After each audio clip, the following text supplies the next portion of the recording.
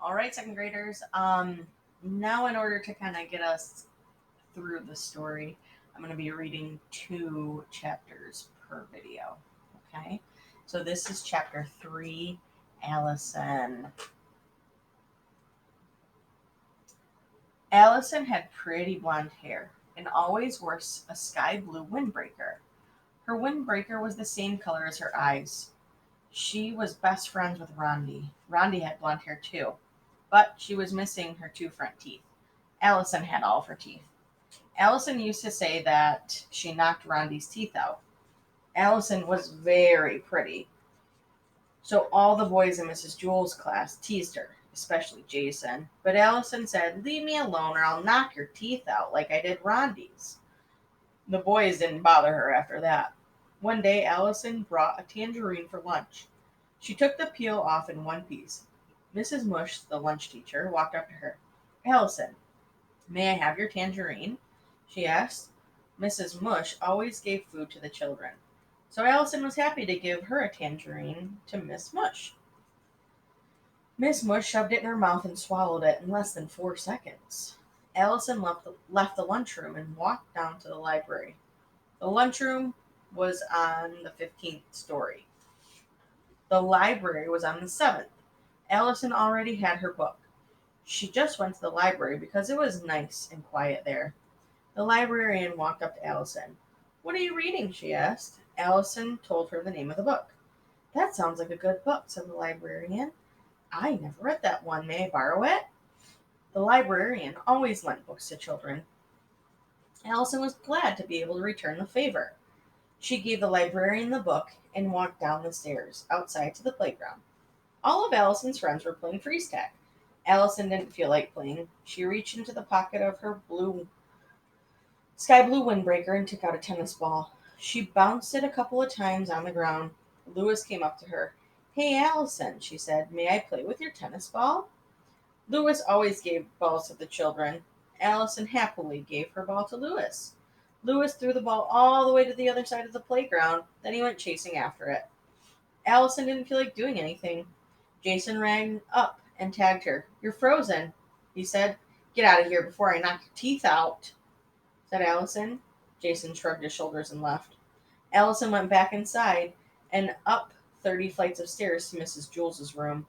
The lunch period wasn't over yet, but Allison didn't feel like doing anything else. She had given her food to the lunch teacher, and her book to the librarian, and her ball to the yard teacher. She went inside her classroom. Mrs. Jules was there. "Oh, Allison, I'm glad you're here," said Mrs. Jules.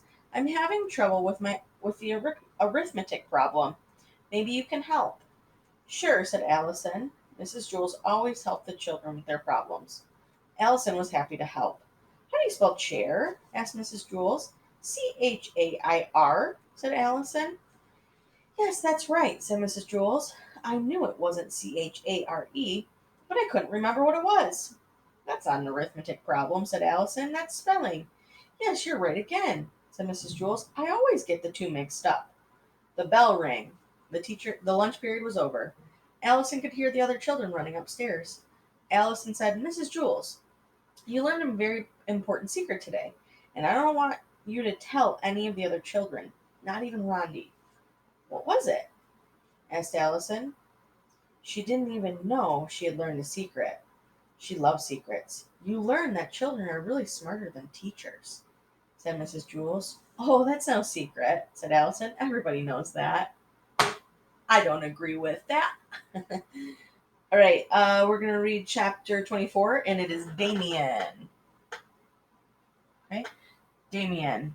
Damien had hazel eyes with a little black dot in the middle of each. The dots were called pupils. So was Damien. He was a pupil in Mrs. Jules's class. Mrs. Jules was about to show the class a movie. She turned out the lights. When it was dark, Damien's pupils got bigger. "Damien," said Mrs. Jules, "run downstairs and ask Lewis if he'd like to see the movie with us." Damien ran down the 30 flights of stairs to the playground. He stepped outside as Lewis was hooking up the tetherball. "Hey, Lewis," Damien called. "Do you want to see a movie in Mrs. Jules's class?" Lewis rubbed his chin. What movie?" he asked. Damien shrugged his shoulders. I don't know, he said. I'll be right back. Damien ran all the way back up to the 30th story. Lewis wants to know what movie, said Damien. Does he want to know the name of the movie or what the movie is about? Asked Mrs. Jules. I don't know, said Damien. I'll ask him. Damien raced all the way back down to the playground. Lewis, do you want to know the name of the movie or what the movie is about? The name, said Lewis. Okay, said Damien. Damien hurried back up the 30 flights of stairs. He took the two steps at a time. He wants to know the name of the movie, said Damien. Turtles, said Mrs. Jules. Damien turned around, took a deep breath, and ran down the stairs. Turtles, said Damien to Lewis. Hey, that might be good, said Lewis. What's it about? No, I'm not sure, said Damien. I'll find out. Damien raced back up the stairs, but first he stopped to take a drink of water. What is it about, Mrs. Jules? Asked Damien. Turtles, said Mrs. Jules. Damien rushed back down the stairs to tell Lewis. Turtles, said Damien. No thanks, said Lewis. I don't like turtles. They're too slow. Damien lowered his head and slowly walked up the 30 flights of stairs. His legs were sore. He could hardly breathe and his side ached. By the time he got to Mrs. Jules's class, the movie was over. All right, class, said Mrs. Jules. I want everybody to take out a piece of paper and a pencil and write something about turtles. Damien had missed the movie, but he still could have written something about turtles. Turtles are too slow. But now he couldn't find a pencil. It just wasn't his day. What's the matter, Damien? Asked Mrs. Jules. I can't find a pencil, said Damien. Class, Damien's pencil is missing, Mrs. Jules announced. What does it look like, Damien? She asked. It's long and yellow, said Damien, and it has a black point, and the end has a red eraser at the other side. I found it, said Todd. Here, by the blackboard. Yes, that's it, said Damien. No, there it is. The corner by the wastebasket, Crabapple. Maybe that's it, said Damien. Here it is, said John. It's been at my desk the whole time. No. Here it is in my hand, said Joe. I found it, said Rondi. Here it is, said Allison. I have it, laughed DJ. I found it, said Myron. Which one is yours? Asked Mrs. Jules. Damien studied each pencil. They all look like mine, he said. Fortunately, at that moment, Lewis walked into the classroom and handed Damien a pencil. You dropped this when you were telling me about the movie, said Lewis. Thanks, said Damien. Okay, class, said Mrs. Jules. So that we have no more mix-ups, I want everybody to write their name on their pencil. Damien spent the rest of the day trying to write his name on his pencil. Damien's pencil couldn't write on itself. It was just like a beautiful hazel eyes with the black dots in the middle. They could see everything but themselves.